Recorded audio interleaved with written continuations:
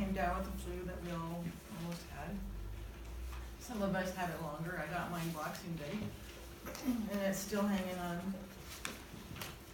I feel inadequate about sharing now. I think the family would have done a much better job of his first lives, and I have to skip him out because I don't know much about Jim and his first lives. Pastor kind of summed it all up in what he said. What is written here is actually not just from me. It's from the church.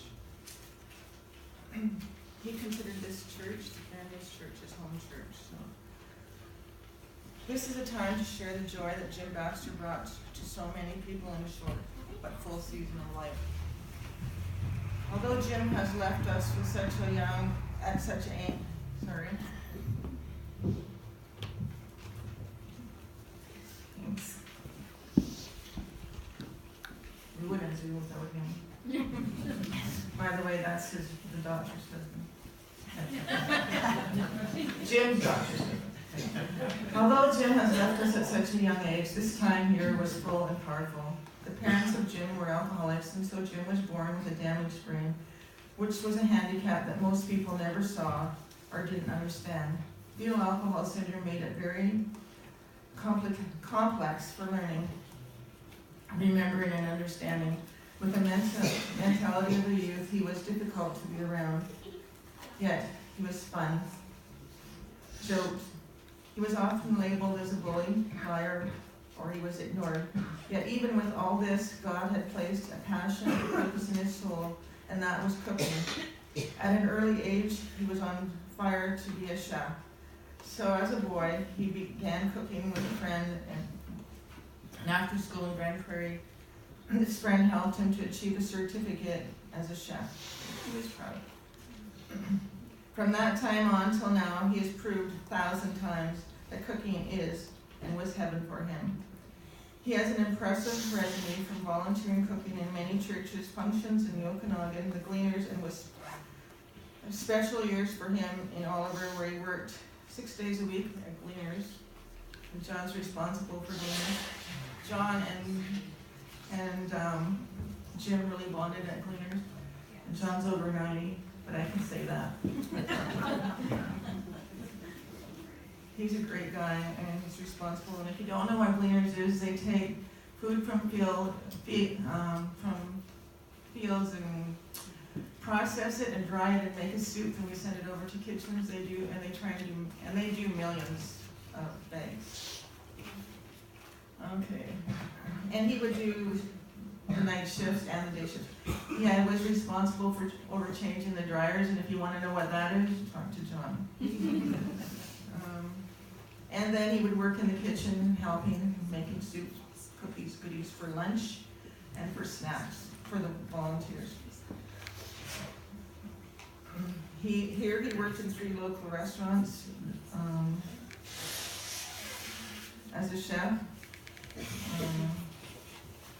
Yes, a chef king, a gift so magnificent that only the king's angels could have blessed with them. Now this is part for me, they said. Jim became my best friend as we walked through his depression, fear, and memories of his greatest tragedy. When Jim was depositing a check, the teller Judy sparked his passionate heart.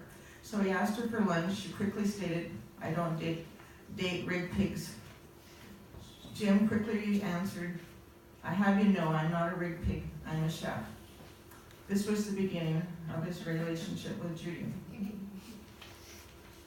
Judy and Jason Norman. Jim adored his wife and son and was a father.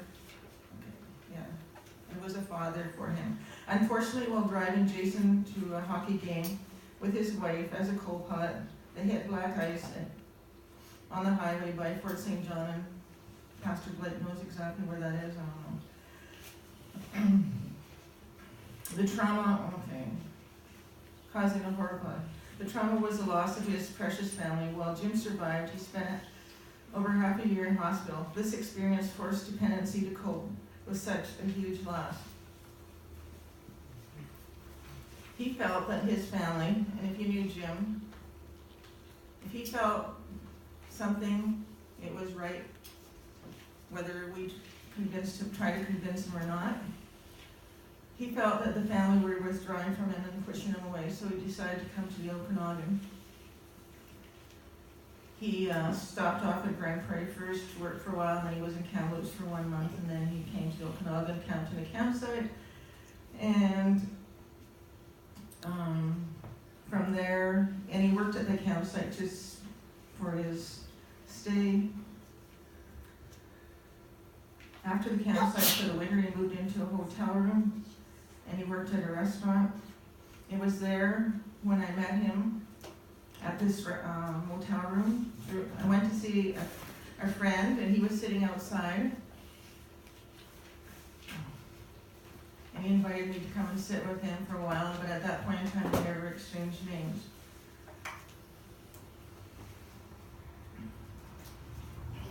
We, through a mutual friend, I said I needed a place to live in Penticton, and I couldn't afford to live in an apartment by myself, and she said, no problem, I have the perfect person for you. I was expecting it to be another lady. It was Jim.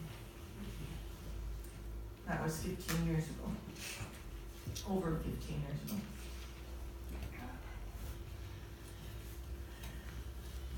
I assumed, learned from the very first night that he was an alcoholic. Somewhere else in there. Anyway,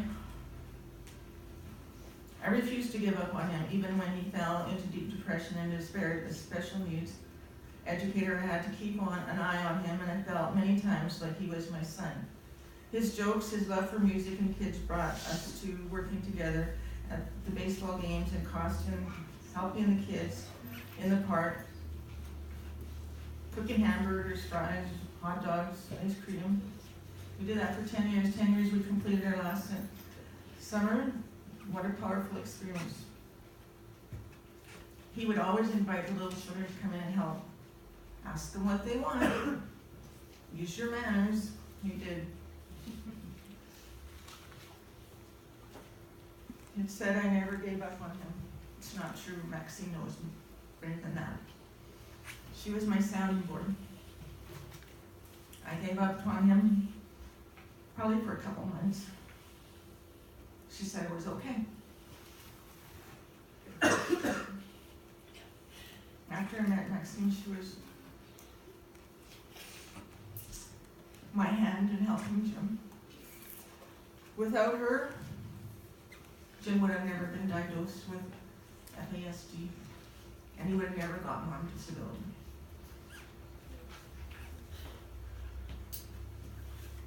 Maxine tried really hard. From taking care of my grandson as, I have to skip over that right now because I gotta go on to something else. From taking care of my grandson as his mother worked, shocking us with his playful ways of teaching my 8-9-year-old grandson to shift gears in a Jimmy. The winter roast and the camping was an extraordinary pleasure for Jim, entertaining all kids. Brian knows about the winter roast. But it's visitors and family. My grandson RJ was blessed with Jim's love. For example, he'd wake him up before school and ask him what he would like to eat. And unselfishly, Jim prepared him his daily choice. This love of cooking became a passion for my grandson, as he is now 16. And he and Jim would cook even for the neighbors. It was a yummy neighborhood. This example was propelled to RJ into becoming a chef like Jim. Even after Jim left, he kept on baking and cooking for the neighbor because that neighbor needed help and he was in a wheelchair. One Christmas, I was desperate. It says desperate for Santa Claus. I was desperate in Strong Start. Jim was always there for me. It was a two-way street. Jim leaped at the opportunity. The skinniest Santa in town. The neighbor children was an itch for Jim to ask to go fishing. And Anton, is Anton here? Oh, too bad. I was hoping Anton would talk. Because he took Anton many times camping, fishing, and they were like glue. We lived next door to each other. Jim was a good model for them single parent kids. Riley loved to tease Jim, and Jim was in his glory land. When Jim was in hospital, Riley gifted him with a bag of potatoes that they shared. It became tradition that they would sit and eat the bag of potatoes on his bed, the hit of the day. She was a ball of sunshine in Jim's life. Then we have to tell you that Jim and Darius were avid car fans, and Darius taught Jim many and much about cars, and corrected Jim, and Jim corrected him. And joked lots about cars. Jim and the children were like magnets, whether in the mall or on the street. This makes Jim seem so sweet. There's an example of Jesus doing to be brought to his knees, while Jim was truly an open vessel for eternal Jesus to touch many children's hearts and live a treasure forever. One fun piece of trivia was his unique habit Jim had when it came to music. He would find as many speakers as he could, no matter what, as long as wires as he could, as long as he had wires, he had speakers. Inside, outside, behind, in front, beside, wherever he could put speakers, he had speakers. And he wasn't without his music or his tunes, from country music to the 60s, 70s, 50s, gospel blasting away to entertain the cars driving by, or whatever. He also wrote a song. He sang it to me once, but I don't know, but Maxine knows it. She has it, which is good. I'm glad it's not going to be lost forever. He played a little guitar and sang a note or two. The sad reality was that he had to leave that behind when moving into the manor. No, not the songwriting and not the music, the speakers. I'm sure that he would have lasted one day then. In 2016, Jim's hospital visit increased, and it was no longer safe for him to be in his own home. Yet he was encouraged by all of you who encouraged him at the soup kitchen, and we moved him to the manor. He was not allowed to come out of the hospital, actually, unless he had a safe place to stay. George was an angel, with many visits and making his arrival to the manor so special, with a bed made up like a 5-star hotel. Very impressive, even when I walked in there. Tammy was there each step of the way, a blessing, a support, and allowing Riley to cheer his every day. The residents and the cooks in the manor in for a treat with Jim there. He was a ball of sunshine, participating in all activities, including being the taxi driver, the volunteer driver, to appointments, run and get this, run and do that. Jim did it. Jim, you can play bingo. Jim, you can do this. Jim, you can do that. Jim did it. But I have to tell you, the next morning when he woke up from his place, he was not laying in bed. He had to explore that manor from inside out. And he did. And then he met a couple of really nice friends. Hopefully you'll get to meet them. And they looked after him while he was in there too. It was a shock of sadness that hit them all as we learned that Jim had brain bleed that was caused by a car accident Boxing Day. Everyone could see that Jim, we knew so well, was hurting, confused, and desperate. The help everyone showered on him was no longer enough. He had said goodbye to his home support worker, to Kathy, to me, to lots of people, and we didn't see what he saw. We later understood he was being called home. When I was coming home from seeing his empty body, I heard him say, "I'm fine. I just couldn't do it anymore." When I got home and I was sitting on the couch and I'm thinking, why did he have to die that way? Why couldn't I spend the night? Why did he have to die alone? Plain as day, I could hear Jim's voice behind me say, "Well, at least that crappy life is over and I am fine." Some final notes. Jim had 11 siblings, and we're thankful that one of them, some of them could be here. I've met the two precious ones. I have to say that because that's the only one that I met. Jim's sister Maxine and Norma Jean made every effort to see Jim through the years. Keeping in contact was a wonderful gesture. Filling us in details, helping us to understand Jim more. They were the soul, the rock, the foundation that stood Jim up while he was here and helped me not to ever forget, ever give up on him again. Without Maxine and Norma Jean, I thank you for coming on his birthday. What a wonderful thing. God is so good and his timing is so perfect.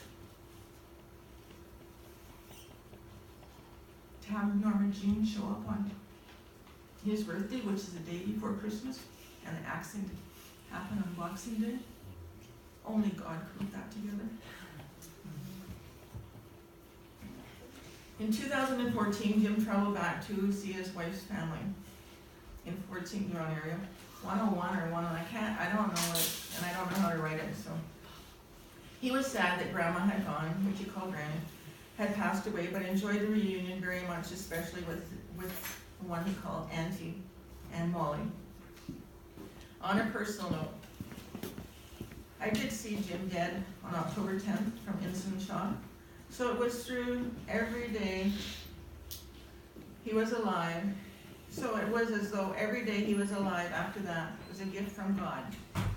And God knew I could not handle losing him yet. With 11 days in ICU, he made miraculous recovery again. And the social worker. If you're ever in the hospital, call the social worker. They have pamphlets and booklets for everything, but they don't leave them for you. They go through them with you. We went through everything from friends, families, people that know you, to making wills, to making what power of attorney is, everything. And not one day, about 10 days. Because from ICU, he went into the medical ward. This I know, that Jim loved Jesus and Jesus loved him. My mother lives in Meadow Lake, Saskatchewan, and Jim and I talk to her every night. 8 o'clock her time, because bedtime is 9. He would make maybe 5 or out of the 7 nights, but it always started with, "Hi Jim, good night Jim," and he would say, "Hi Mom, good night Mom," and then they would fill in between.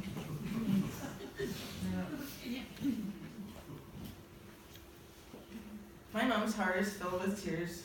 Yes, he spent many a time on the farm with me. My brothers were brothers to him. That hunting and fishing stuff that I don't understand, they took him. How could you spend more than 12 hours out and only catch 2 fish? I can never figure that one out. But they had a good day. Okay. My mom knows and I know that Jesus is holding his hands, the hands that separate Jim from this earthly journey and pain and suffering. Now, my mom says, every time I pick up the phone, "Good morning, Jim." Doesn't even ask how I'm doing, but every time she always asks what Jim is doing. "Jim, your light is shining, still shining bright. But I want you to know more than anything, your family loves you. Your family from the church, your personal family, the family you grew up with. I know you had troubles and struggles, and your brain didn't allow you to understand. But we love you. You were our hero, but you're a star to me." Now, I can't fill in everything. This is your turn now to share those moments with Jim left an impression, and unforgettable on your soul. And somebody wrote a poem too, so go ahead, whatever you have to share.